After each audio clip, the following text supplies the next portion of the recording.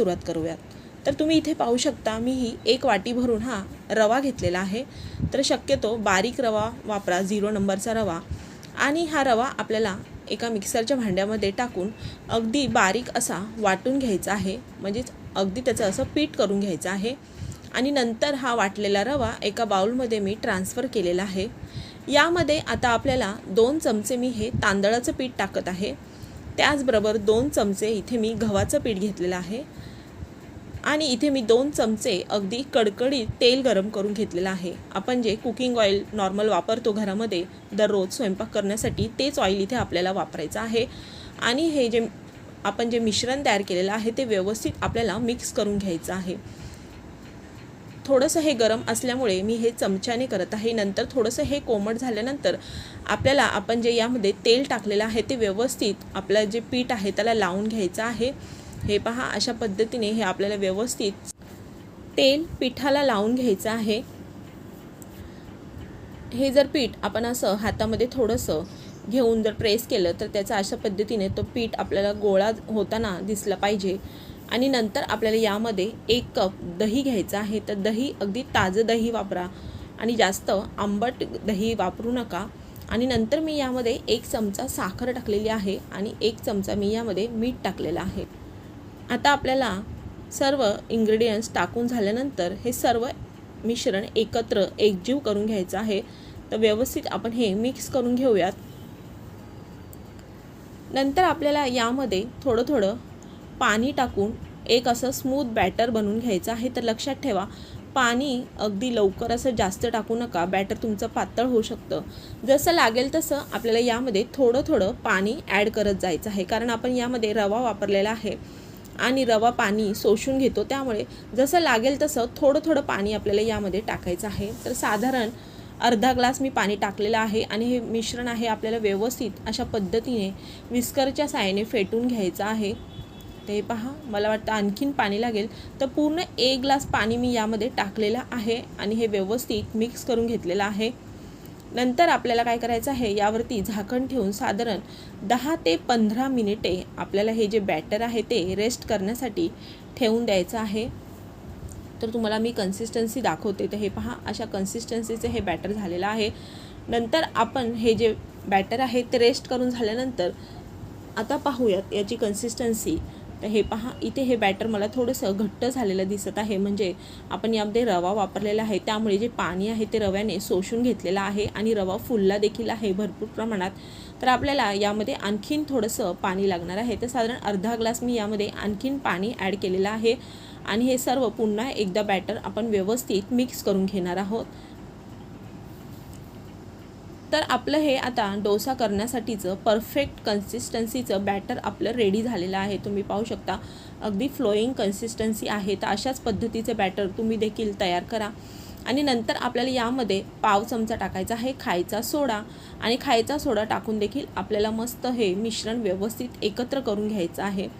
आता आपण याचे डोसे करणार आहोत। तर त्यासाठी एक तवा, जो डोस्याचा तवा असतो तो मी गरम करायला ऑलरेडी गॅसवरती ठेवलेला आहे आणि नंतर आपल्याला तव्यावरती थोडंसं पाणी शिंपडून तो तवा आपल्याला पुसून घ्यायचा आहे, म्हणजेच हे जे तवा आहे त्याचं टेम्परेचर सेट होतं आणि आपला डोसा अगदी तव्याला चिटकत नाही। आणि हे पहा, साधारण 1 चमचाभर बॅटर घेऊन मी हा डोसा पसरवून घेतलेला आहे।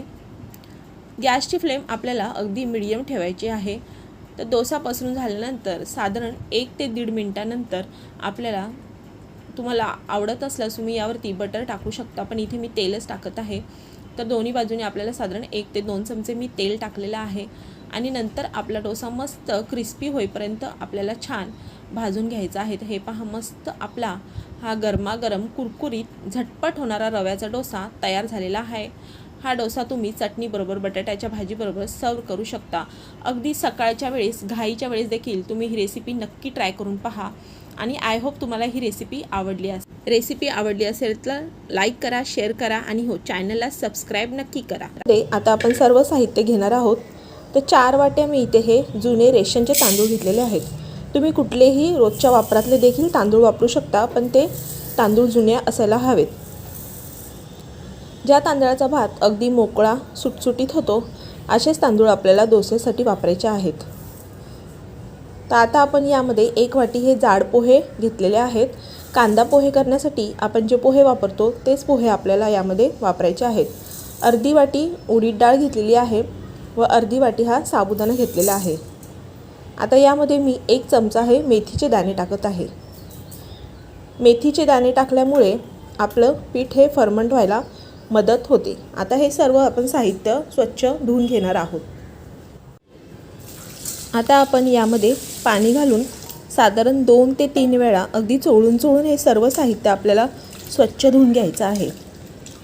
कारण आपण यामध्ये हे जुने तांदूळ वापरलेले आहेत व त्याचा पूर्ण काळसरपणा जाईपर्यंत आपल्याला हे साहित्य सर्व स्वच्छ धुवून घ्यायचं आहे।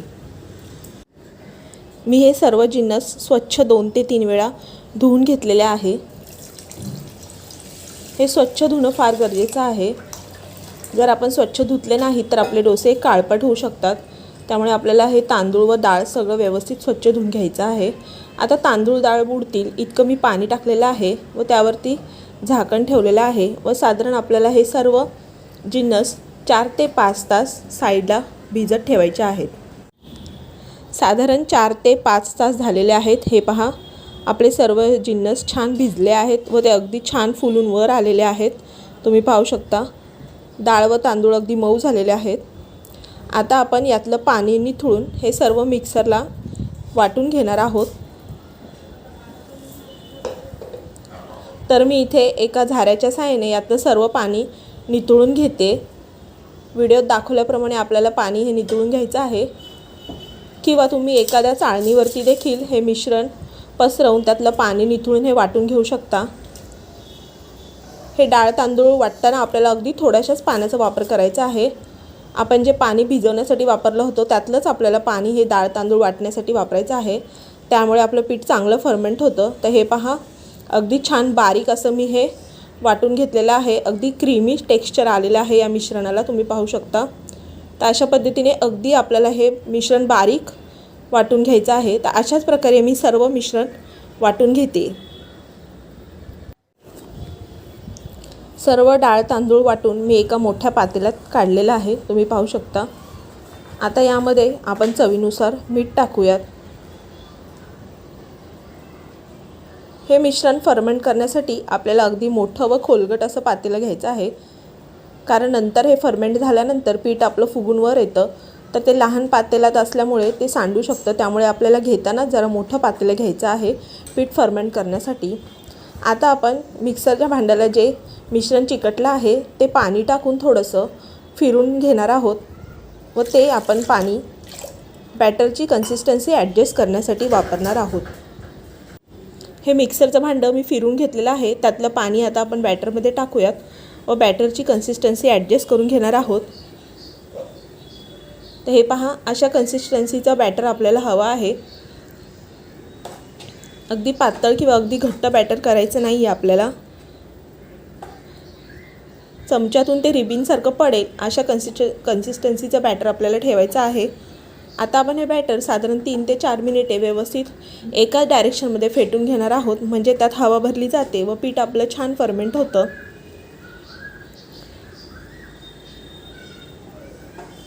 तुम्ही पाहू शकता अगदी सरसरीत असं हे असं बॅटर आपलं तयार झालेलं आहे। आता आपण यावरती झाकण ठेवून साधारण 8 ते 10 तास किंवा ओव्हरनाईट हे बॅटर आपल्याला एखाद्या गरम ठिकाणी म्हणजे ओव्हन किंवा ट्रॉलीमध्ये फर्मेंट होण्यासाठी ठेवायचं आहे। साधारण 10 तास झालेले आहेत। हे पहा मस्त पीठ आपलं छान फुगून वर आलेलं आहे, अगदी छान फर्मेंट झालेलं आहे, तुम्ही पाहू शकता। पीठ अगदी हलकं झालेलं आहे व त्याला जाळी देखील पडलेली आहे।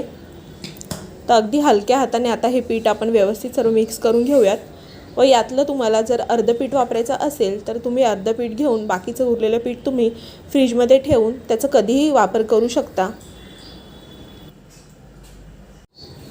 डोसे करण्यासाठी मी इथे एक डोस्याचा तवा कडकडीत गरम करून घेतला आहे व त्याला तेल लावून घेतलेलं आहे।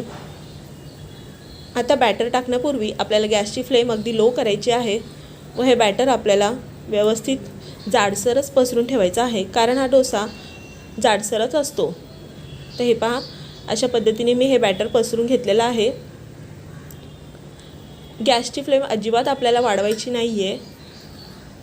आता आपण यावरती झाकण ठेवून साधारण 15 ते 20 सेकंद हा डोसा वाफून घेणार आहोत. 15 ते 20 सेकंद झालेली आहेत, तुम्ही पाहू शकता. आता आपण यावरती घरगुती लोणी लावणार आहोत. हे लोणी कशा प्रकारे बनवायचं याची रेसिपी मी ऑलरेडी अपलोड केलेली आहे. त्याची लिंक मी तुम्हाला डिस्क्रिप्शनमध्ये देईल, ती तुम्ही नक्की चेक करा. आता सर्व बाजूने आपण हे लोणी व्यवस्थित लावून घेणार आहोत. जर लोणी नसेल तर तुम्ही याऐवजी बटर देखील वापरू शकता, पण लोणी लावल्यामुळे डोस्याची चव फारच अप्रतिम लागते. ते पहा, लोणी लावून झालेलं आहे. आता आपण डोसा पलटून घेणार आहोत व खालच्या बाजूने देखील 15 ते 20 सेकंद अशाच प्रकारे हा डोसा शेकून घेणार आहोत. तर हा तयार झालेला आहे आपला दावणगिरी लोणी स्पंज डोसा. हा डोसा तुम्ही नारळाच्या चटणीसोबत खाऊ शकता, फारच अप्रतिम लागतो. तर नारळाची चटणी कशा प्रकारे बनवायची याची रेसिपीसुद्धा मी ऑलरेडी अपलोड केलेली आहे. त्याची लिंकसुद्धा मी तुम्हाला डिस्क्रिप्शनमध्ये देईल, ती तुम्ही नक्की चेक करा. जाड तांदूळ घेतलेले आहेत अशा प्रकारचे. तुमच्याकडे जे अवेलेबल असेल ते तुम्ही तांदूळ वापरू शकता.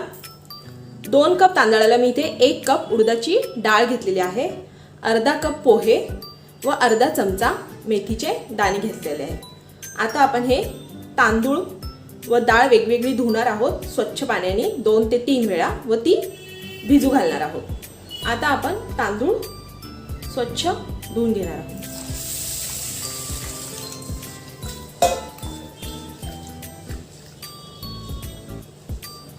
आता आपण उडदाची डाळ देखील 2 ते 3 वेळा स्वच्छ धुवायची आहे.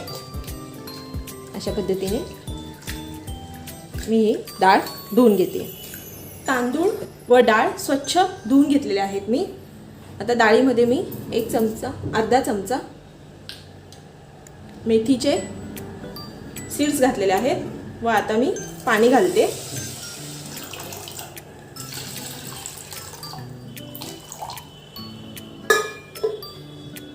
व हे तांदूळ व डाळ आपल्याला साधारणपणे 5 ते 6 तास भिजवायचे आहेत. 6 तास झालेले आहेत तांदूळ व डाळ भिजून. आता हे आपण मिक्सरमध्ये वेगळे वेगळे वाटून घेणार आहोत. मिक्सरच्या भांड्यामध्ये मी आता अगोदर तांदूळ वाटून घेते. तांदूळ व डाळ वाटताना आपल्याला कमीत कमी पाण्याचा वापर करायचा आहे.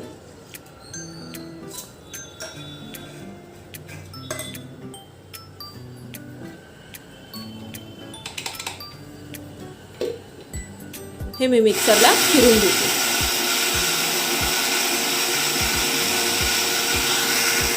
इथे मी तांदूळ सर्व वाटून घेतलेले आहेत. आता मी उडदाची डाळ वाटून घेते. याच मिक्सरच्या भांड्यामध्ये आपण डाळ वाटूया.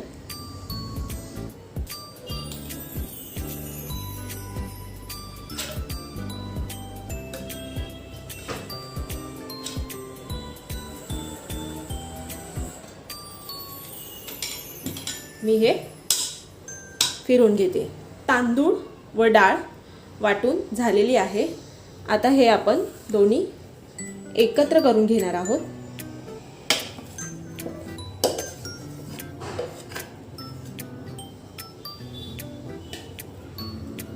यामध्ये मी चवीनुसार मीठ घालते.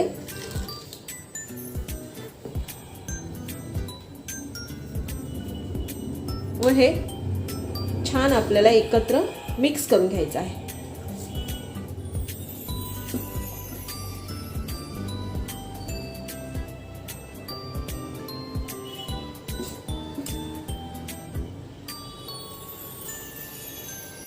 आता या मिश्रणामध्ये मी पोहे देखील थोडेसे भिजवून ते मिक्सरमध्ये वाटून घेतलेले आहेत. ते सुद्धा आता मी या बॅटरमध्ये टाकते व हे पुन्हा एकदा आपण मिक्स करून घेणार आहोत. हे मिश्रण एकत्र मी वाटून मिक्स करून याचं एक बॅटर तयार केलेलं आहे. तुम्ही पाहू शकता बॅटरची कन्सिस्टन्सी अशी हवी. हे पहा अशी. आता हे बॅटर आपण 10 ते 12 तास फर्मेंटेशनसाठी ठेवणार आहोत. तुम्ही हे बॅटर रात्रभर देखील फर्मेंटेशनसाठी ठेवू शकता व दुसऱ्या दिवशी सकाळी तुम्ही याचे डोसे किंवा इडली किंवा उत्तप्पा बनवू शकता.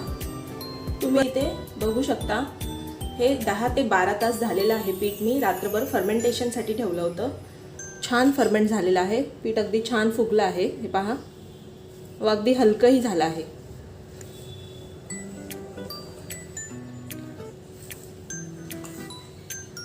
तुम्हाला हवं असल्यास जर तुम्हाला हे पीठ जरा घट्ट वाटत असेल तर तुम्ही यामध्ये पाणी ॲड करून त्याची कन्सिस्टन्सी ॲडजस्ट करू शकता. त्याच्या तव्याला तेल लावून घेतलेलं आहे. आता आपण बॅटर टाकून छान व्यवस्थित आपण डोसा बनवून घेऊया.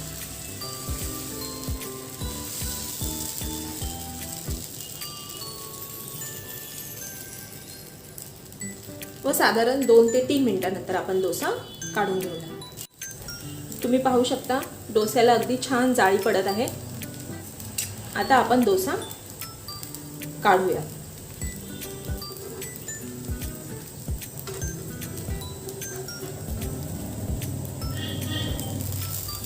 वा, मस्त कलर आलाय.